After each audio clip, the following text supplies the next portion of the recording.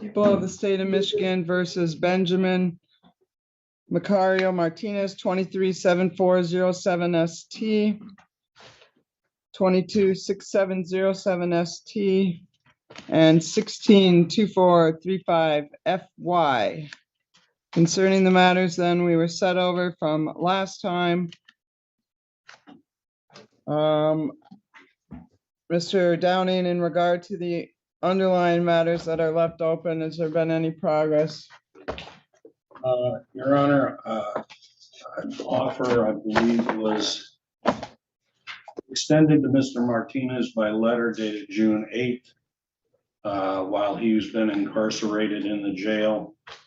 We have not heard what his response is, so I will leave it to Mr. Martinez whether he wishes to enter a plea pursuant to that on the two files he has to that offer, or seek an adjournment. All right, we're also here for sentencing on a number of contempt. So in regard to the two open charges, Mr. Martinez, and your proceeding here today in general, are you choosing to proceed without a lawyer here today? Yes, I am, Your Honor. Well, that was your first mistake. And as you're about to see, he insists on representing himself, while constantly complaining about all the disadvantages of representing himself. So concerning the two files that remain open, 6707 and 7407, Ms. Cass apparently sent you another offer after we had court last time. Mr. Martinez, I have no idea what that offer is. The court is not part of any plea bargaining. You have both of these cases here. What is your position in respect to whatever they sent you? I would like to file a motion to have charges all dismissed due to the Speedy Trial Act. And also, I didn't get, last time we were in court, I expressed to the court that I wasn't able to have reasonable time or inadequate law books. They're old. I only got an hour and a half. So what do you expect? The court to give you 8 years to earn a law degree? The Constitution lets you represent yourself, sure, but it also lets you lick windows. Just because you can do something doesn't mean you should. I only know some rules for an hour and a half of studying, so out of my freedom of speech and the rules of professional conduct, I'd like to read my motions. All right, go right ahead.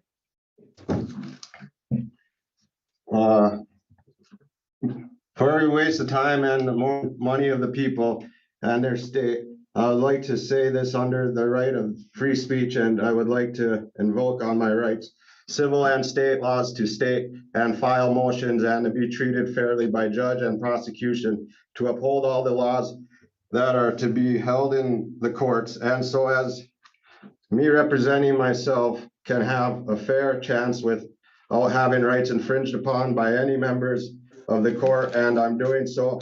I'd like to file a motion to have all charges dismissed upon my rights being infringed and violated due to these reasons, rights to speedy trial, and to have adequate time with representing myself, and in doing so, these are my civil rights and need to be enforced and protected.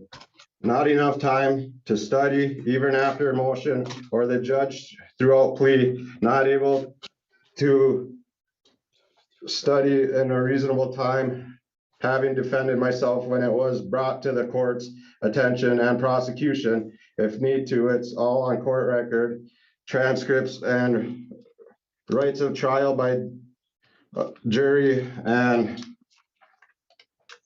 adequate time to have my own witnesses. Are you seeing the contradiction yet?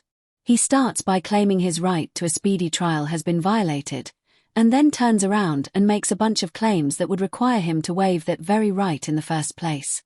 Which are under the time frame, and the prosecution knowingly didn't explain what or help me, which is repugnant and biased by the court. And for also the court saying and giving false advice, and also for my bond being excessive and also biased in setting bond by stating it's more than fair when I was unable to bond out.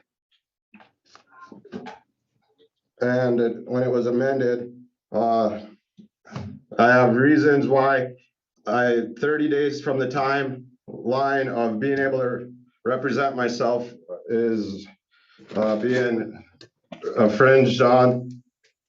And I'd like to have my trial by jurors, and these are the few offhand as to why. Most of the Speedy Trial Act and also False Pretense Act 774.49, they have to abide by all Supreme Court rules and also rules of professional conduct. Opinion 4, which is federal, asking for help retaining for motion. Prosecutors Rule 3.8, didn't take action or all actions making sure my rights were protected. And Rules 4.3, if they know the law and what I'm saying, these are US Supreme Court, Michigan rules, and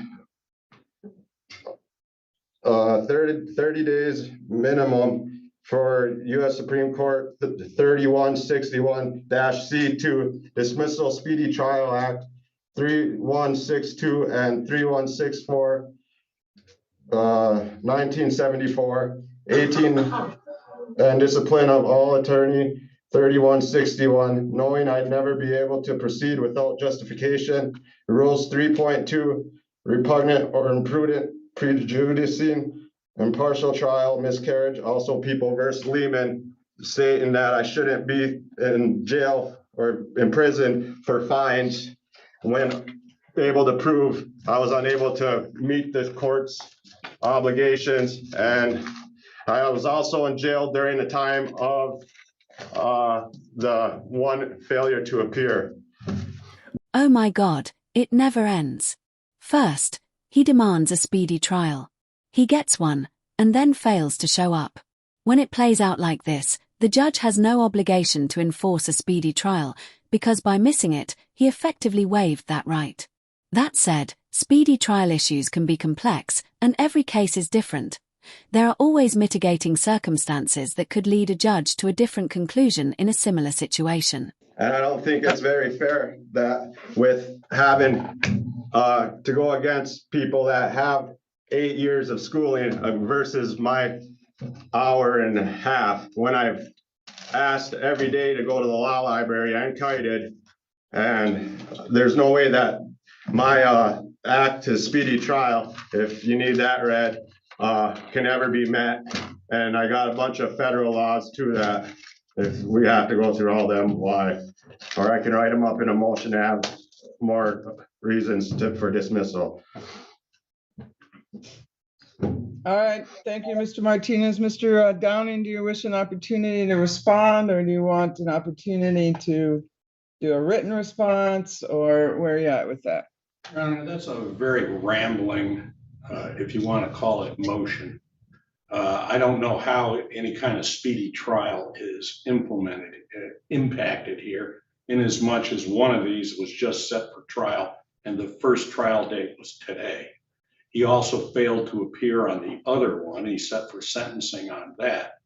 If he's complaining about legal research, he has a right to a court-appointed attorney to assist him in advising him of all that. I do note the record 2 handwritten responses from Mr. Martinez in response to Ms. Cass's offer letter asking to discuss the offer with her. It says nothing in there about speedy trial or anything of that nature. To the extent that he's setting himself up or trying to set himself up for these objections, I don't think there's any basis for it whatsoever.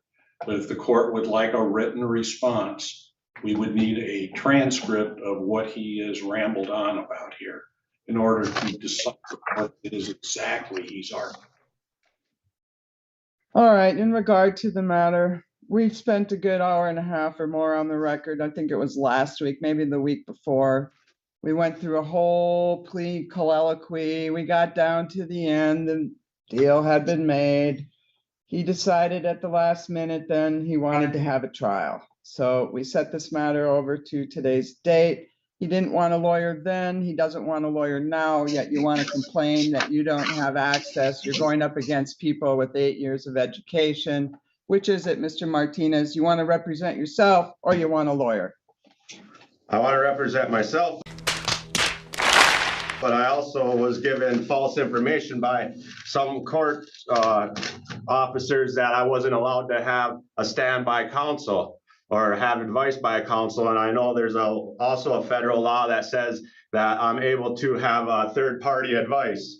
So I like I said, I only got out for 2 days, really, the last 2 days. I don't know how I'm supposed to be able to study upon the law, which I stated last time that the law books are and pages are missing out of them. And I showed guards that last night. Like there's no way that will have 30 days to be able to study and defend myself from the time of this trial. And it states that there's a federal law that, and if you want to see the Speedy Trial Act, I have it right here. I can read it off. Pretty familiar with that. I've been at it about 35 years now. Okay. So in regard to the matter, Mr. Martinez, your motions are denied. In regard to your lack of a speedy trial issue, the following is my finding. One, first off, I'm going to sentence you on all of these failures to appear in contempt of courts. Last week, you had the opportunity. I dismissed and purged 2 of them. If you pled on 2 of them, we got through the whole plea colloquy on that. And oh, you didn't want that either. So then we went through the hearings and I found you guilty of 4 contempts because you failed to appear 3 times and you haven't paid. We're looking at a what, 2016 case that you still haven't paid on. So this is my sentence. You want to say anything in respect to your failures to appear sentencing before I impose sentence? Mr. Martinez. Yes, there's federal laws state and that you cannot imprison somebody for fines being unpaid. Yeah, fines, not court-ordered sanctions. If the court orders you to pay and you don't, you better have a good reason. Or you could be held in contempt and end up attending all future hearings from the Zoom jail center instead of the dumpster behind 7-Eleven. And I already told you that I can prove that I wasn't there. You guys know the law. You're supposed to uphold it on both sides. I know that. Well, I made my findings. You are able to appeal anything you wish. Bogus information. You're not supposed to give me legal information. That's not you're not supposed to do that. The only thing you can tell me is I can go by representation or I'm allowed to have an attorney. You gave me bogus laws to look up and information and you were biased. So there's another reason. Well, Mr. Martinez, your objections are noted for the record and preserved. In regard to the matter on the failure to appear and failure to pay in 162435 FY, I'm imposing 45 days in jail, 23 days of credit on both counts. In respect to 226707 ST, 2 failures to appear, 45 days in jail, credit for 23 days concurrently with the other case. In regard to your outstanding cases, the 237407 ST, we will set that for trial on July 10th. That'll be all-day trial. That one will come first. And we will set the 226707 ST trial for just for a call that day. But we're going to try the newer one first. The older one, he's already failed to appear on it twice. I'm making the following findings in respect concerning Michigan Court Rule 6.004 speedy trial. In regard to the matter concerning Mr. Martinez, bond is set at 1,000 personal recognizance. Actually, it's set at 1,000 personal recognizance in 237407 ST. I don't think I'm going to set that one first then. In regard to the 226707, he has a bond on the failures to appear. He's already been sentenced on those. He's serving time on them now. The underlying bond on the driving charge is, can you pull it up on JIS, please? Bond for the failures for the underlying is 2,500 cash or 10%. All right, we'll set that one for trial first then. Which one? the 226707 ST. The newer one has a PR bond on it. So there's no requirements for time on that. Okay, so there'll be a firm trial date on July 10th. 6/7/07. Yes, on July 10th. And concerning the matter then, in regard to the court rule, Mr. Martinez has been incarcerated since his arrest on May 25th on all of these matters that were outstanding. The trial is set for July the 10th, which is beyond 28 days. However, at this point in time, Mr. Martinez is, one, serving a sentence, two, has failed to appear numerous times in this trial previously, including several trial dates that were set timely. And the reason that it's not going to trial, for example, I gave him a timely trial date back on April 29th of 22, and he didn't do us the courtesy of bothering to come to court. So I am finding under the court rules, there is good cause and clear and convincing evidence that's been demonstrated that he's likely to fail to appear for future proceedings, should I give him a PR bond on this case. So for those reasons, I'm leaving the bond in place. We'll set a firm trial date for July 10th. We'll trail the new trial along. All right, guys, that's the end of the video. Like I said, I'm currently in Prague, traveling around Europe. Next stop is Bratislava. And after that, who knows? If you liked the video, leave a like. If not, leave a dislike. But don't forget to leave a comment and subscribe with notifications.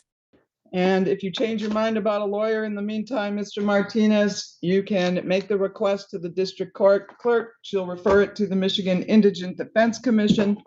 They'll decide whether you qualify. In the meantime, the sheriff has the purview of the resources over there. You're entitled to use the jail resources. The sheriff is the one that's going to decide what the time parameters are. I don't have any control over the sheriff. So you can complain, your record is set, you have made your record, it's all preserved here today. But in respect to the issue, if you really want to have some assistance and get some meaningful legal advice, I would suggest you apply for a lawyer instead of just complaining about it, but that might actually get you somewhere. So I don't know, Mr. Martinez, it's on you.